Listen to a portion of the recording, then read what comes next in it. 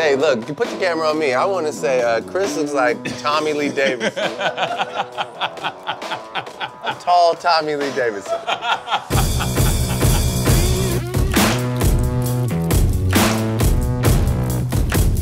Man, I want to start with these guys.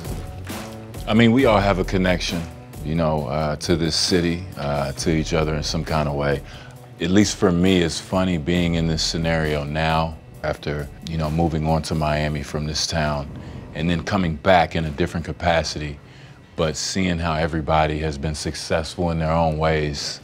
That's what I'm most interested in, and just from you guys, I mean, where was the start? Well, I mean, you know, the start for me, you know, I'm gonna get to the point where I am today and sit here with y'all being in this town. But obviously my start comes from a small city in Ohio, you know, and everywhere I go, I talk about being from Akron and trying to give inspiration to kids and the youth and people of that nature. And then when you're able to become successful, you meet people in life that kind of help motivate you and inspire you. And you never know why people are put into your life until you actually get around them. And it puts me in this position today where I'm sitting with two of the greatest guys that I've ever encountered with, spent time with, done things obviously that people know about and some things that people don't know about, but how we just collectively inspired each other. And then you sit back and you just say, I'm truly blessed. And you know, you at this table right now. I'd just like to say, just based off your attire, you're like the Lawrence Fishburne interviewing. I'm just gonna preface with that, and then I'm just gonna go into, you know, for me, like, well, I mean, how we all got here was like, when you were here, we were all just kind of admiring the fact that you were incredible at your craft, and what you brought to the city. You know, you brought that sort of that franchise feel to our city, and I always had a great admiration for you. And then, you know, to meet you, you're an incredible person. I mean, that's kind of our story. I unfortunately didn't really get involved as much in the Raptors or basketball element when we first met. I wish I was. And then with Bron, I think for me it was kind of just the like ascending at similar times. And I think one of the most pivotal moments for me in my career was when you showed up to the So Far Gone party in Toronto. That prominent marriage between like sports and entertainment, right. It was really big for us. And then from there, I mean, not to be like overly sentimental, but you know, you've obviously just been, we're brothers and we're friends, but you're one of the biggest inspirations, period, in life. I think for anybody that like is into like dominating and just being overwhelmingly incredible at what they do. So, I mean, that's kind of how we're all here, I guess. Is that good enough? It's pretty good. All right. You sold it pretty good, bro. Okay, all right. Well, I mean, I guess I'll just talk with my first experience with you guys. Brian, we played each other. We ran into each other like 3 times over the course of a summer in 2001. 2001. Yeah, 2001. And the first one was in AB City Camp. And I didn't know who you were, but I knew your name. And you just start killing some guy from Ohio. And he was like, I'm gonna check that guy. He was super adamant about guarding you. And I just remember, yeah, sure, whatever. By the end of the game, I'm asking, who is this guy? And somebody said, oh, that's LeBron James. And, you know, it kind of started off from there. We played AAU against each other a couple times. And I mean, right off the bat, you kind of know the face that you're gonna see for a long time. And for me, I was just trying to aspire to be like we all were, right, and attaining that top level. And then, I mean, it's crazy how kind of things come around, and, you know, being able to play with you, being in the same draft class, and, you know, having you as one of those guys to push me every day. Because when I was here, kind of like what Drake was alluding to, that was like one of my inner passions, was to, you know, be the level that you were at, you know, because as a player, I wanted that as well. And I felt that I should be in that conversation. Yeah. That's what drove me. And you know, Drake is funny, bro. I mean, like you say, in the city at that time, I mean, it just was kind of, hanging out, and everybody was just around, you know, and it didn't feel special, or it didn't. I mean, we were just happy to be hanging out. I know I was. I mean, for me, it was just nice to be able to do other things, to go to parties, to hear records, or to hear people doing their thing, to get away from basketball, you know. And at the time, yeah, it seemed so unattainable, especially for a Canadian artist. Not that you're a Canadian artist, you know. No, 100%. But, you know, it kind of was a negative connotation at the time, Yeah, you know, and it's kind of a thing that puts you in a box, and it's so crazy just to see you do so many great things. Do you remember how, you know, each step that you made on the way, or is it kind of just some blur that you just blink and then you're here? It's been a journey, you know, and it's been incredible to do it this way. I guess the further we get, the more you forget the early stages.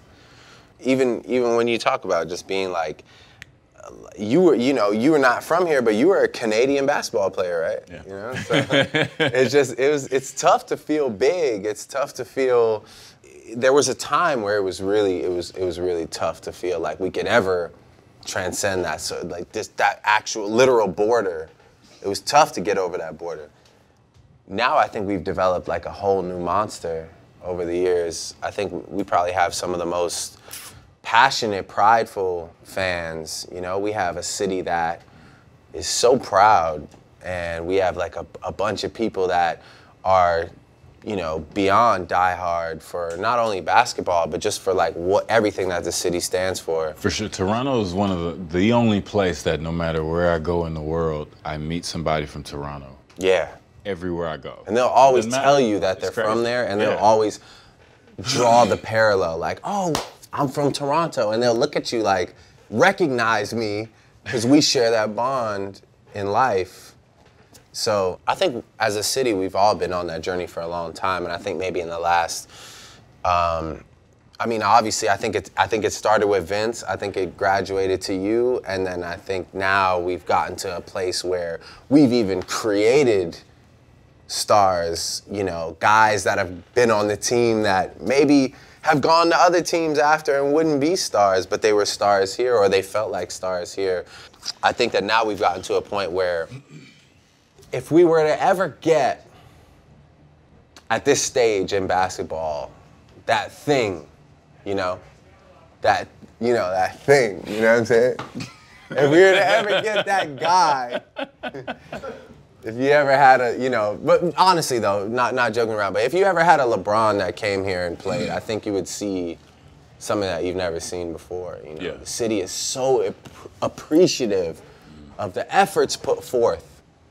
So it is a special place in that regard. I think that people come here, and you definitely, I know it's the winter and the taxes and all that stuff, but I think the love you gotta feel. Sure. And that's one of the things I definitely felt. And it's funny because seeing me, being able to play with a guy like Vince Carter, because that's what we're here for. What did Vince Carter mean to you as a basketball player? Because I know, like, for me, Vince Sanity, half man, half amazing. We can keep going all day. But, like, what was it about Vince Carter that kind of, inspired you as a basketball player? So, I mean, I've been watching Vince since he was in high school, even as a young kid, and, watched him in the McDonald's game. Obviously, I followed him. I mean, I wanted to go to North Carolina at the time, so him going to Carolina, it was like, okay, watching Ed Cota throwing the lobs to him with him and Antoine Jamison and all those guys on that team. So when you're watching Vince, you are understanding this guy is bigger than North Carolina.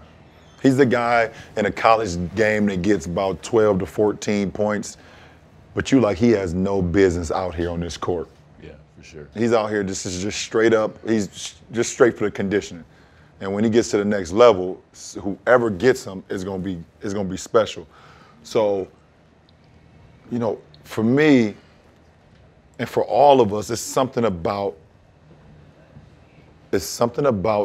basketball when a guy can literally when you really look at him and you think he's flying, you're like, what the fuck? How did he just do that? And Vince was that guy. Vince was that guy where you like, if he get one dribble inside that three-point line, you better move. Even in college, right? Even in college. You better move or you're going to be on the poster. And for a kid like myself who started to find his way with some athleticism, you looked at Vince like, damn, I ain't going to be able to get to that point. But if I can get half or 3/4 of it, you know, then I'm doing something right. So, and I didn't even know the passion of Canada or Toronto at the time. I had no idea.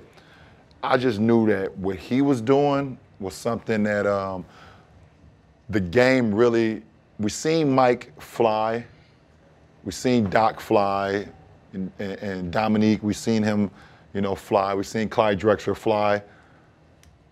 But Vince took it to another level when you talk about flying. Yeah. We hadn't seen nothing like that. For sure, and like, I mean, you know, I guess for you, Drake, being able to see a guy like that flying and being able to inspire a whole generation, how did that feel being a kid in the city, you know, trying to inspire what you're trying to inspire, but being able to see a guy with Toronto across his chest mean this for basketball? For me, I mean, I didn't play ball, so, you know, to hear Bron talk about sort of the technicalities of it is amazing, you know, like to hear the actual admiration for the craft. I mean, we all watched greatness, right? So it's, you know, when you get to witness that, it's pretty evident. But for me, it was different, man. For me, it was a time, you know, it was a time marker.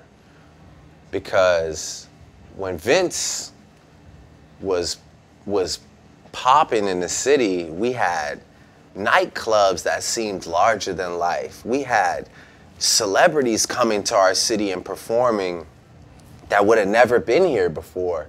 We had rappers and people from here that were acting like we were in New York. You know, people were driving different cars and starting businesses, and, you know, he created a culture for us that we had only seen on television. So what about that made you guys feel that way? You know what I'm saying? Just because we had somebody and people were gravitating to us, you know? So everybody was like, oh, you're paying attention to that? Well, look, I got, you know, everybody kind of got like charged off his energy, off his excitement. And he wouldn't shy away from it. That was the other thing. Vince wasn't like one of these guys that's like, oh yeah, I'm out here, but I'm gonna just go straight home and you won't. I mean, he was like, yo, I want you to see me. I'm gonna open a club in the city. You know, I'm gonna go out. I'm gonna be in, you know, he was in music videos. Like, I think I rapped about it, but like, you know, Vince did like a cameo in like Cardinal, Glenn Lewis videos. Like that, to me, was crazy because those were guys that just, I didn't know if they could go that far at that time. I don't think any of us thought we could go that far at that time.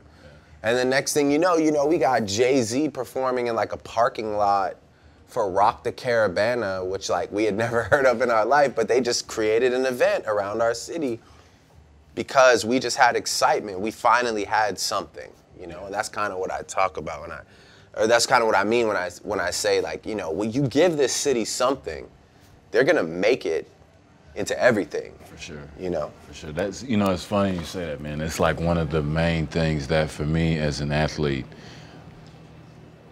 Toronto made me feel welcome, feel special, you know, because I would definitely notice a difference. I'm here, people will recognize me, show love and everything. You go to the States, it's a little different, you know, and it was always one of those strange things where my family and friends would come in town and they'd be blown away just by how many people would show up at an appearance or at a game or just sign up, you know, line up for autographs and stuff like that. And it made me, it's kind of a weird thing. I mean, you know, one of my friends jokes called me Michael Jackson and stuff, so I could only imagine for you.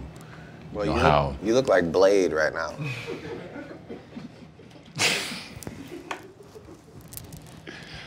You know what, I like where this is going. I was ready for this. I was hoping this would happen. You remember when Eddie Murphy used to do the vampire movie? Vampire in Brooklyn. You look like Toronto. Vampire in Brooklyn right now. You don't like my? No, I love it. What is it? It's Which double part B. is it? It's a double B's. With Double the, B's. That's what I'm going for, though. the knee length. Yeah, I'm going for the. You know, we taking blood. I love it. Trying to put out there. Is it working? It's working. Awesome. Yeah, you're a legend. Yeah.